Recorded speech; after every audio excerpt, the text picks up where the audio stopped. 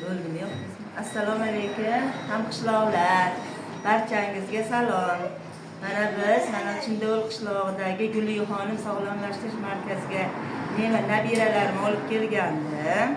Ya'ni katta nabiramni ich qotishi juda ham qiyin edi. Bir haftada bir ichi qotib zo'rg'a ich qildirib olardik.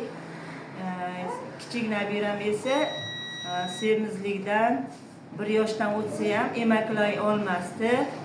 Bularga kelganimizdan keyin barcha lecheniyalarni o'z vaqtida 10 kun davomida oldik va mana bu dorilardan ichirdik. Ikkita nabiramni ham natija zo'r. Kasallari tuzalib, har kun normallashdi. Katta nabiram ich qotishlari batamom yo'q bo'ldi. İştahalari ham zo'r bo'lmadi, dorilardan ichdi, lecheniyalari oldi. Kichik nabiram esa avvali Xudoyu hayron qoldik, emaklab ketdi.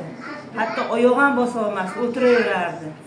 Mana massajlar, lecheniyalarni bu yerda oldik. Natija zo'r. Natija yaxshi bo'lgandan keyin yana bitta nabiram oyog'ida ozgina yangi yo'lda yurganda muammosi bor edi. Mana keldik, yana davolangan keldik. Barchalaring mana shu markazga kelib nabiralaringni davolatishlaringni so'rayman, muammo bo'lsa. Juda ham bularning barcha dorilari tabiiy.